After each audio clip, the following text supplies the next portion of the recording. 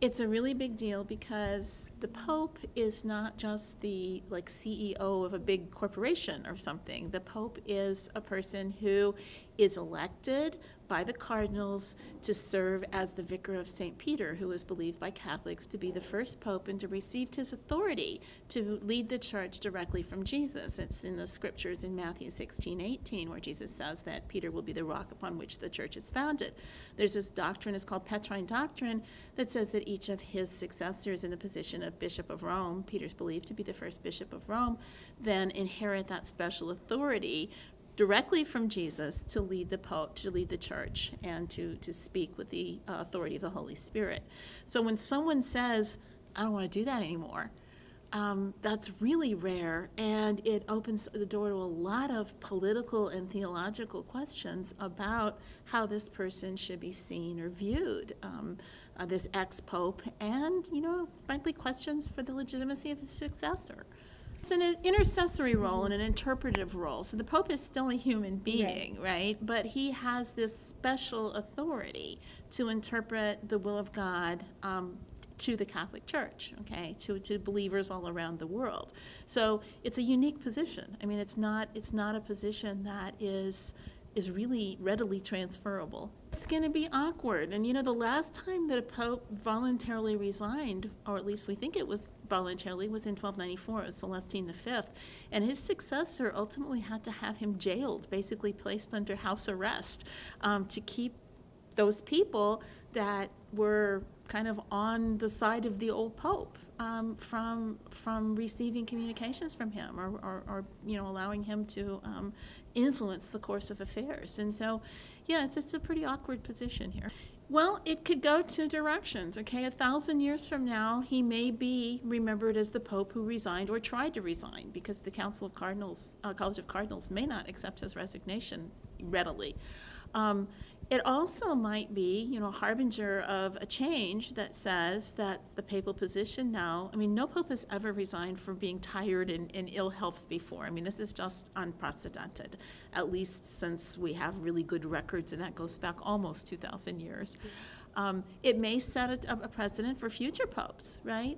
That they will say that there comes a time when a pope is not in the kind of physical or mental condition to lead the church, and that there will be retired popes. But that's taking a big gamble. It's taking a risk. One of the reasons why papal resignations have been rare is because when popes are elected, this is a time during the election process when factions and differences of opinion and just theological questions are openly discussed and talked about, and there may be some bitterness and rancor for those people whose candidates didn't win. But the idea is that once that pope is ordained as the Bishop of Rome, he has this authority and he will have it for his lifetime, right? And so that kind of gives him that special position, and also kind of quells factionalism for a little while, because you can't do anything about it. This pope may indeed be resigning for reasons of ill health. There may be nothing behind it other than he's resigning for reasons of ill health. But it kind of opens the door, if there are future resignations, how do you know that these are not under pressure, that these are not politically motivated, that these are not really problematic? And this is an issue that, I think the Catholic Church, if they accept this resignation readily, they may come to regret it, in this idea of the replaceable pope. Well, usually the process is that the senior cardinal calls together the conclave. The College of Cardinals, of course, announces that the Pope has died and that there is a time that there will be an election. The cardinals come together, and there is a process. They're locked under lock and key and kept in conclave until the new pope is elected. And there is a process by which the ballots are taken, and the people begin to gather around Vatican Square, right? Because they burn the straw for the white smoke. If a pope is elected, a black smoke means that they haven't received the majority necessary for the new pope. So that's usually the process. It's going to be. They don't have, as far as I know, any kind of process that says, as of 8 p.m. on the 28th, which is when the Pope has said he's going to resign, that this person no longer has the spiritual authority to be the vicar of St. Peter. And is it at that point, 8:01 p.m., that the senior cardinals will call this together? We're just really this is kind of uncharted waters, so I think they're going to have to make up a bit as they go along, how exactly that transference of authority will take place. It is a lifelong position. I mean, normally you become Bishop of Rome, and then you are Bishop of Rome until you die, and most of us can remember after the long pontificate of John Paul II that, I mean, he became visibly weakened during the last few years of his papacy, and he kind of decided that he would not resign, but set this example of suffering servant leadership, right? And we kind of saw that process. The Pope not only taught Catholics how to live, but how to die. Cardinal Ratzinger, Pope Benedict has made a different choice, obviously. And it's pretty unprecedented. The last popes that have resigned, it's been under schism, when there have been, for instance, two different popes elected by different parts of European society, and the council has to decide which of them is pope. One of them has to resign. You can't have two popes. In other cases, Celestine V found himself in a position that he didn't feel equipped to handle, and after less than a year as pope, far less than a year as pope, he decides to step down, and that just really but really he could not control the College of Cardinals. None of this seems to be the issue with Pope Benedict. I mean, he's making this decision toward the end of his life that he is not physically or mentally equipped to handle the job any longer. And as I said, this is just unprecedented. Oh no, none whatsoever. I mean, being Pope is a really cool job because you get to name who the cardinals are who will elect your successor.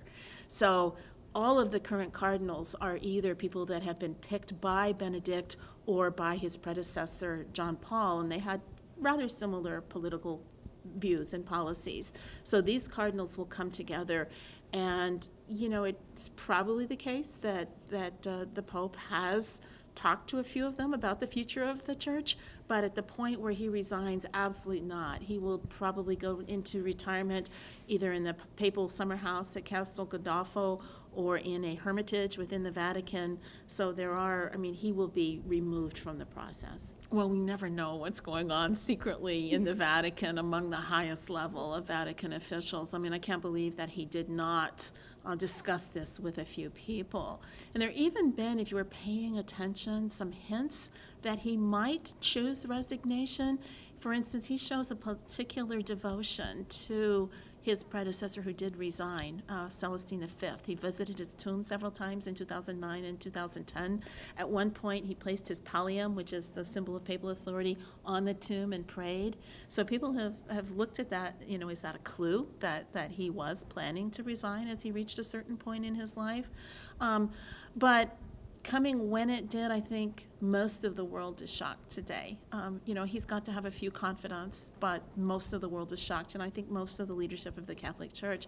And in fact, he gave his resignation speech first in Latin, and evidently, the word is, I have not seen tapes or anything like that, but evidently some of the cardinals were just unaware of what he was saying. And you can see, according to people who've reported, you can see the shock in their faces. So I think that even the College of Cardinals was stunned by this decision. It's huge. I don't know how to add to this. It's historically unprecedented. It's theologically problematic.